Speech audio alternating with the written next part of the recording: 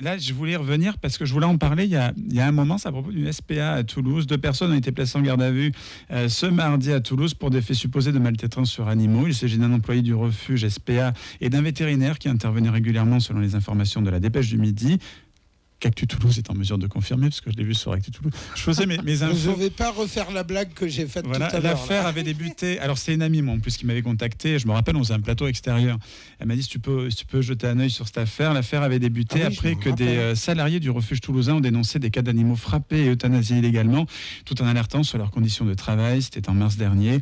Il y a eu Céline Gabriel, capitaine de police et présidente de l'association de défense des animaux Les 4 Patounes, qui avait porté plainte et qui expliquait alors: nous avons reçu des signalements concernant ce lieu d'accueil. Nous avons des éléments sans équivoque de sévices graves, d'actes de cruauté, d'euthanasie illégale, donc sans vétérinaire. Voilà, moi les animaux, enfin vous le savez, j'ai un chat, c'est comme mon fils.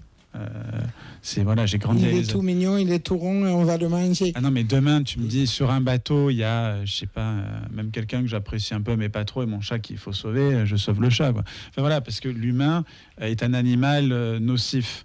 Les animaux, ils sont braves, ils sont là tout le temps. Les humains ne sont pas nocifs plus. En faut pas exagérer. Non, là, tu as affaire à des cas isolés, effectivement, c'est monstrueux, et tu te dis que des gens qui agissent comme ça. Non, mais même pas. Non, mais attends, je parle même pas de monstres.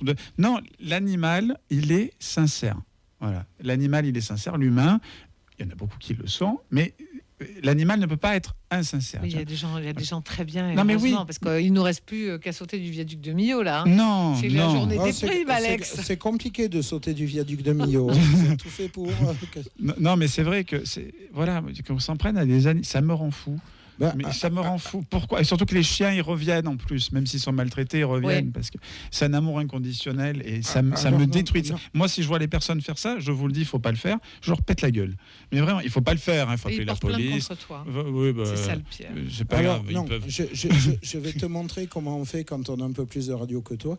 S'il y a des gens qui ont envie de faire ça, je vous invite. Allez vous détendre, je vous amène en Ariège. Je connais des endroits magnifiques. Vous trouverez ça tellement beau, vous n'en reviendrez jamais. Voilà. Jamais. Voilà. Jamais.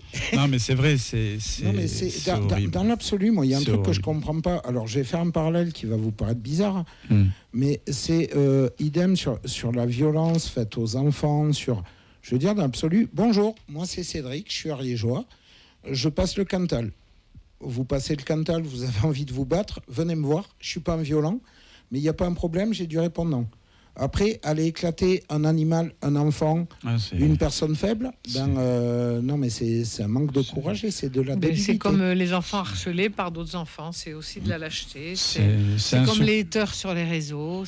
Non, mais c'est insupportable. Alors, les haters sur les réseaux, c'est pire. Parce que les haters sur les réseaux, d'ailleurs, tiens, là, c'est le community manager qui reprend on vous voit.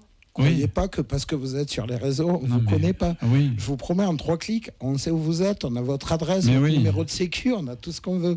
Donc arrêtez de... Et puis qu'à la limite, c'est con à dire. Je le redis, je vais le dire de manière un peu punk, mais voilà. Tu es raciste, tu n'aimes pas les Noirs, ne va pas dire à ta petite voisine de 2 ans black, ouais, les nègres, vous êtes des cons. Tu vas voir Teddy Riner. Et là, t'assumes ton racisme. T'assumes le fait qu'au pire, tu vas en prendre une qui sera méritée. Que le mur, il t'en rendra 5 quand même. Voilà. Non, mais c'est fou. Je voulais revenir sur un fait. On est en train de faire de la radio libre. Là. On fait de la radio libre. Je voulais apporter mon soutien. Alors, je sais, il y a eu la French Connection à une époque. Moi, j'apporte mon gorge. Que t'apportes ton soutien. Il y a eu la French Connection à une époque où c'était la mafia, mais bon, c'était horrible, hein, attention. Hein. Mais aujourd'hui, le problème, c'est qu'ils ont 14 ans, ils sont 13 ans. Oui, il y avait des codes d'honneur. Voilà, il y avait des codes d'honneur qui a plu. Et là, j'ai été touché, parce que ça se passe à Cavaillon, c'est la ville de ma maman. Ouais. Le pays des melons. Le pays des melons.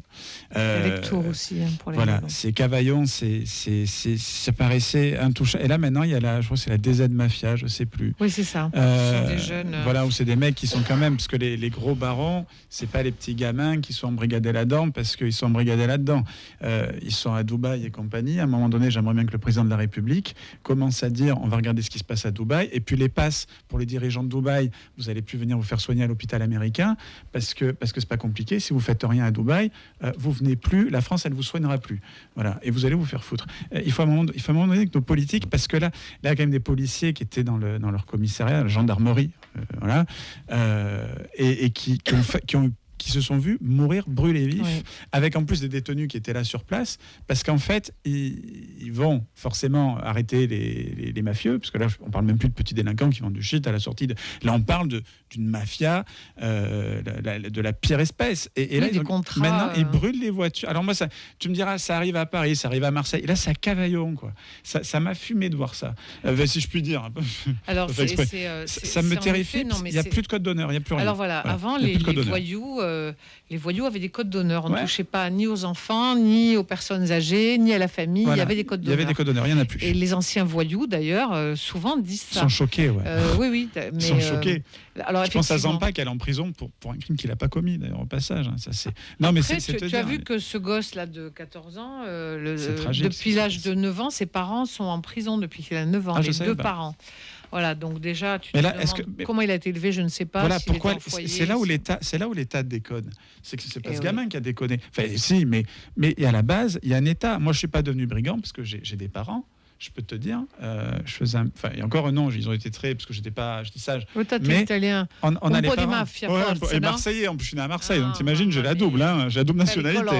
Mais voilà, et c'est vrai que voilà, que fait l'État? Moi, quand j'ai un ministre de la Justice, Monsieur Migaud, pardon, j'ai fait exprès, je fais un mauvais jeu de mots, qui te dit maintenant, alors avant on avait le sentiment de sécurité, pourquoi pas, mais maintenant on a le sentiment d'ingouvernabilité.